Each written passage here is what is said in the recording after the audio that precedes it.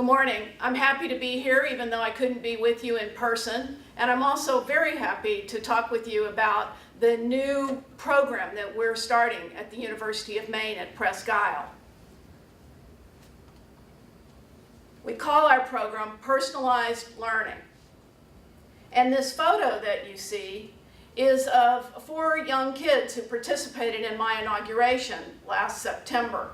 We invited kids from all over our region to come and participate, march in the procession with us as a way of symbolizing our connection to the schools throughout our region. But this photo's come to take different meaning for me. And that meaning now is, will these children be able to get a college degree someday? They look so cute and so happy here. But if we look at the statistics for our state, fewer than 20% of Maine citizens actually attain a baccalaureate degree. And in the region where we live, in Aroostook County in far northern Maine, fewer than 15% actually attain a baccalaureate degree. So in the very largest sense, that's why the University of Maine at Presque Isle is making the changes that it's making. So let me transition now to talking about what personalized learning is. You see on your screen a definition. Basically, what we're going to do is say we understand that not all students learn in exactly the same way and exactly the same time. And we will take a variety of approaches to helping our students learn. It does not mean, however, that students won't have to all accomplish the same learning outcomes. Our faculty have worked very hard over the last year to identify what we think are the critical things that all students have to know and be able to do by the time they graduate from the University of Maine at Presque Isle.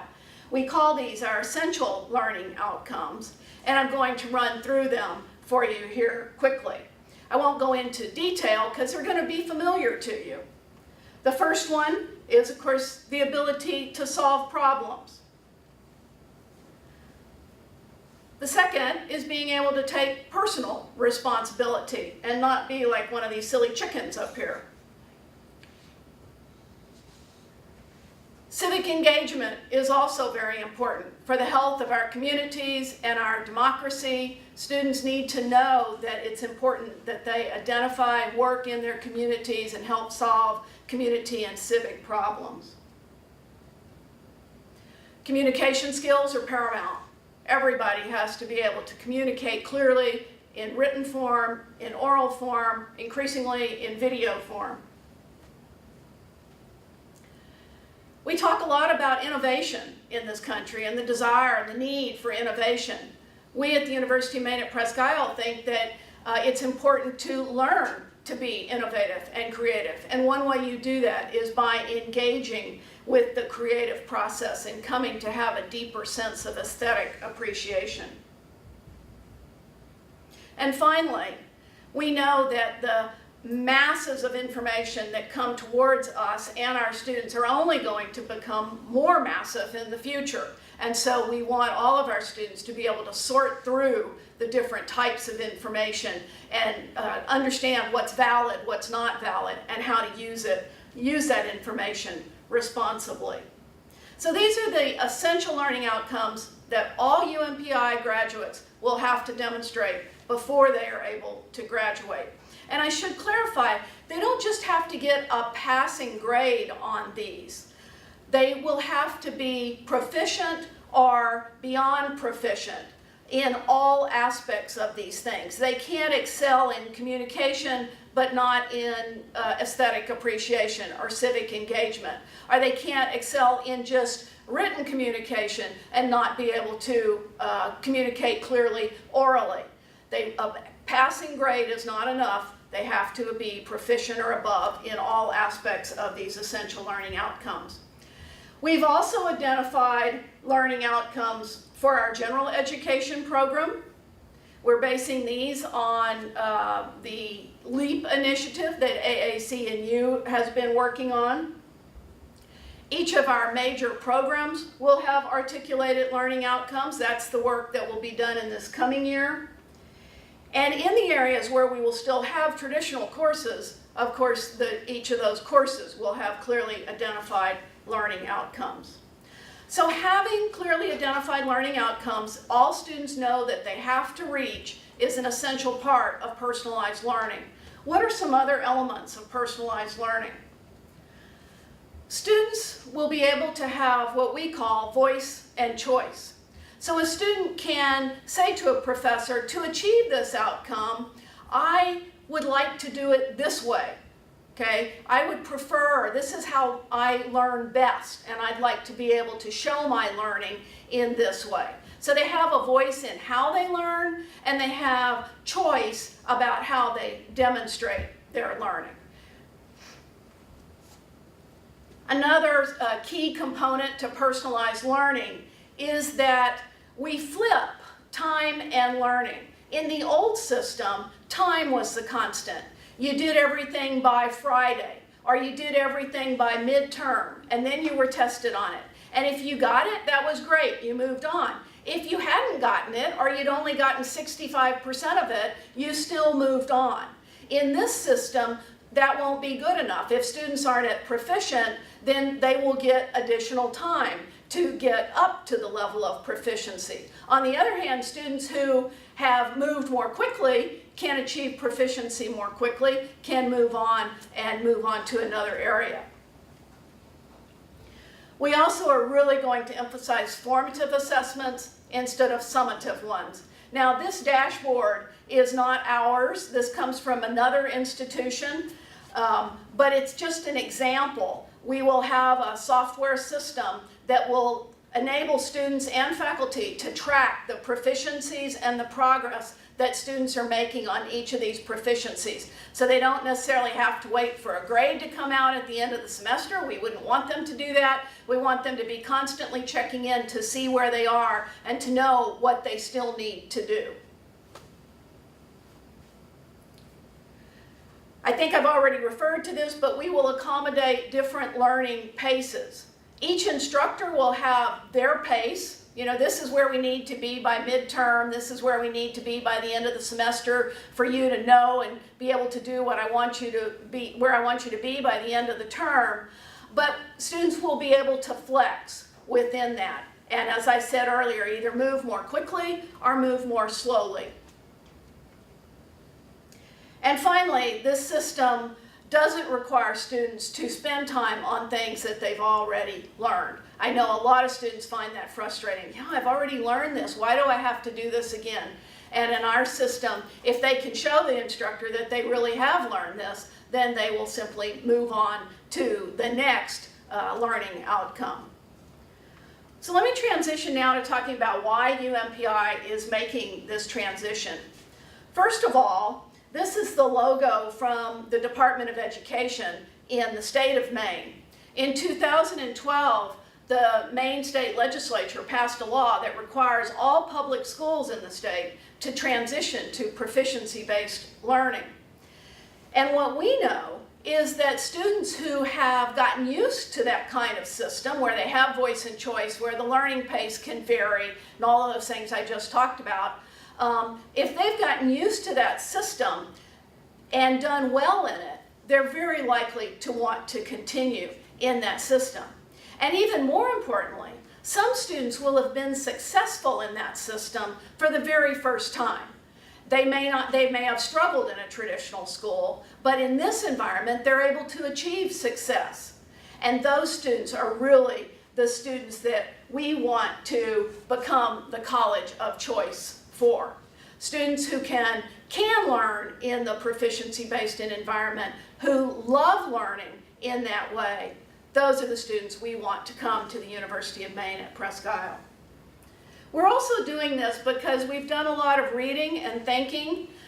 It's very clear when you look at the latest research in the area of neuroscience and learning that these techniques cause greater student engagement, motivation.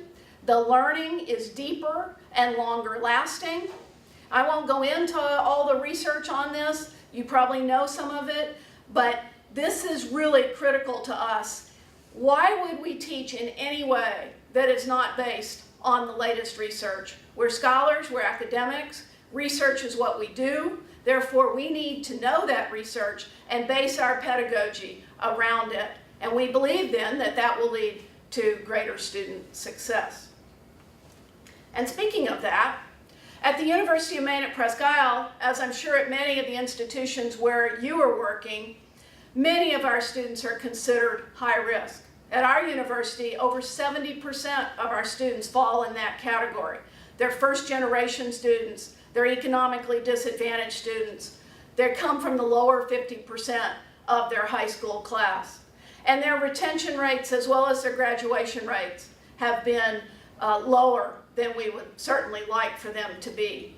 But these are the very students that we at our university and you at many of your state universities have to do a better job of serving if we're going to increase the state and national graduation rates to that 60% that President Obama and other national leaders have called for by the year 2020 or 2025. So much of our change is focused on the way we teach and the way we will help students learn in order to improve student success and achieve greater graduation rates. And finally, we believe that this system has the potential to increase affordability. Students can get credit for learning they've acquired elsewhere before they come to the university, whether it's in the military or through professional training or through work experience. They have to go through a process to document what they've learned. It's not credit for time served, it is credit for learning. But if they can prove that, then they can get credit and not have to repeat that. And also, they can move through those competencies more quickly. Then they don't have to take as many courses if they can move through the competencies more quickly. So, how are we making this big transition? We focused in this last year on transforming our general education program, and we will be greeting our new freshman class with a whole new approach to general education this fall. We're also quickly transforming our teacher preparation program. This will make sense if you think back to the fact that I said that all Maine schools have to transition to proficiency-based education.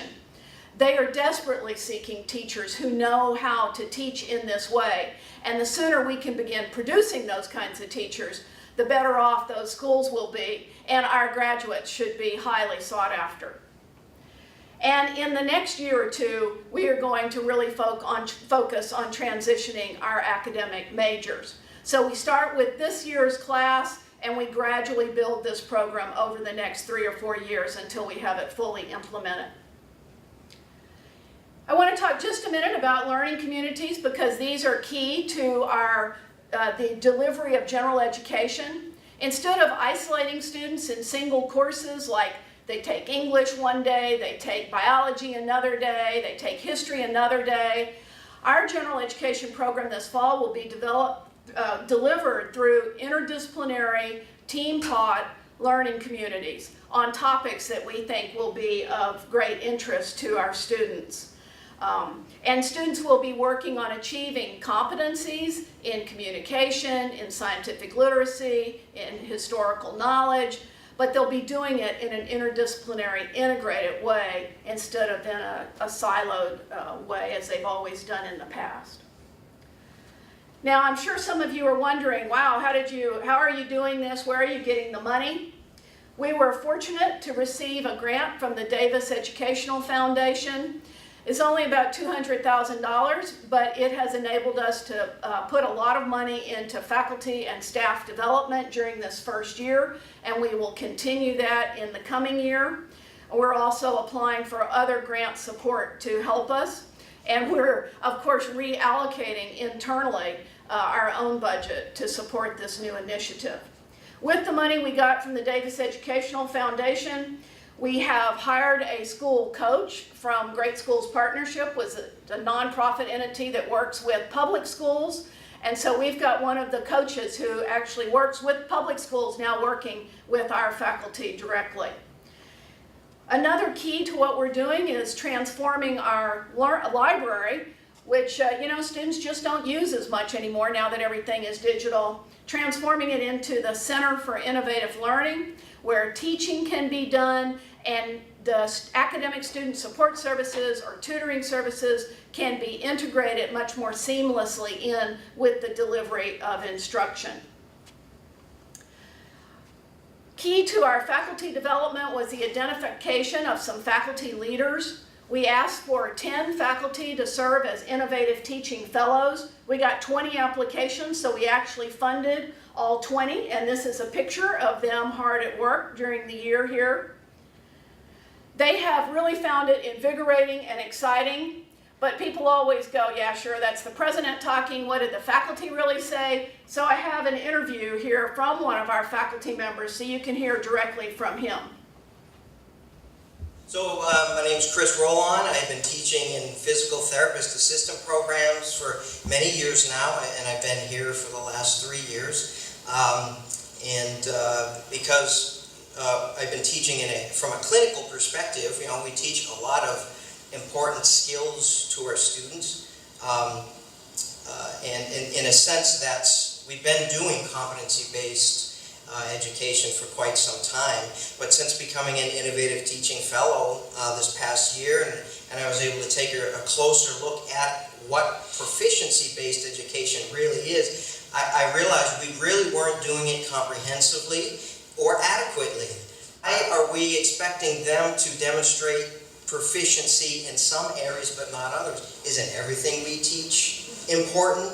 And we realized the answer to that is yes. You know, if I have a student who misses a large section of a certain course, an exercise for instance, and they miss maybe the shoulder exercises, and maybe it's a very legitimate reason they've missed the shoulder exercises, it doesn't matter because they still are not proficient in treating that shoulder.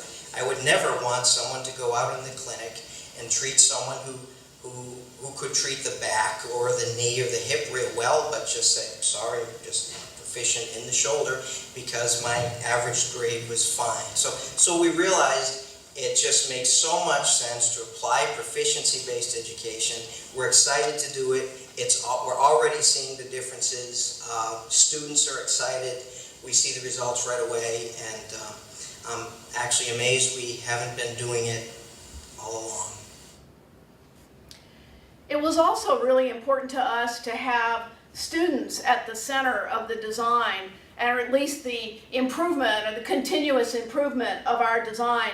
So we took $15,000 of institutional money and formed some scholarships for students we're calling innovative learners. These are the students coming, many of them out of the proficiency-based environment. And their job is really going to be to help our faculty to continue to tweak and develop this approach. We're also going to ask them to go back to their high schools and tell about how this is working and hopefully recruit more students for us by doing that. Some faculty members have already implemented proficiency-based approaches, and particularly our education program started doing it this spring. So this is a response from one of our graduates in May from our education program, and you can read here what she has to say about her experience with proficiency-based education. So we're very excited about the changes that we're making at the University of Maine at Presque Isle. We really believe that if we do our work really well, more of these 4 little cute children will be able to achieve a baccalaureate degree in the future. I hope that all 4 of them do, but at least probably 3 out of the 4. So that's why we're doing what we're doing. We're very excited about it. And I look forward to being with you in a few minutes on the telephone to take any questions that you might have about our approach. Thank you very much.